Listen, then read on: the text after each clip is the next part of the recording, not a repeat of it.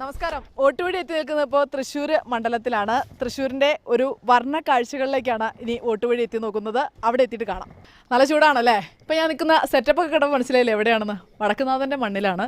ഇവിടെ അടുത്ത മാസം പൂരമാണ്. അപ്പോൾ അതിൻ്റെ ഒരു തയ്യാറെടുപ്പൊക്കെ നടക്കുകയാണ്. ഈ വെഞ്ചാമരവും മുത്തുക്കുടയൊക്കെ ഉണ്ടാക്കുന്ന പ്രദേശത്താണ് നമ്മളുള്ളത്. ഇവിടെ പണി നടക്കുന്ന ആളുകളുടെ വോട്ട് വിശേഷങ്ങൾ ആദ്യം ചോദിച്ചറിയാം. ചേട്ടാ, എന്താണ് ഇത്തവണത്തെ തെരഞ്ഞെടുപ്പിനെ പറ്റി പറയാനുള്ളത്? തെരഞ്ഞെടുപ്പ് ചൂട് പിടിക്കുന്നു. ഇവിടുത്തെ കാലാവസ്ഥയുടെ ചൂട് ഏറ്റവും കൂടുതൽ ചൂട് തെരഞ്ഞെടുപ്പിനുണ്ട്. എങ്ങനെയാണ് ഇത്തവണത്തെ ടൈറ്റ് മത്സരമാണോ തൃശ്ശൂര്? തൃശ്ശൂർ ടൈറ്റാണ്. എങ്ങനെയാണ് രണ്ടുപേർ തമ്മിലാണോ അതോ മൂന്ന് പേര് ഒരേ തുല്യ പവറാണ് ഇപ്പോൾ ഉള്ളത്. അല്പമെങ്കിലും മുന്നിട്ട് നിൽക്കുന്നതാണ് തോന്നുന്നത്.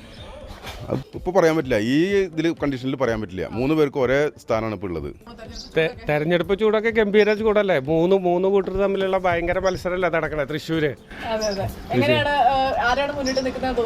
അല്ല, മൂന്ന് പേരും ഒരേപോലെ നിൽക്കുന്ന, അപ്പൊ ആര് ജയിക്കും ആര് തോൽക്കുന്നു നമുക്ക് പറയാൻ പറ്റില്ല. അതെ അതെ, എന്റെ അഭിപ്രായത്തിൽ സുരേഷ് ഏട്ടൻ ജയിക്കുന്ന തോന്നുന്നത്.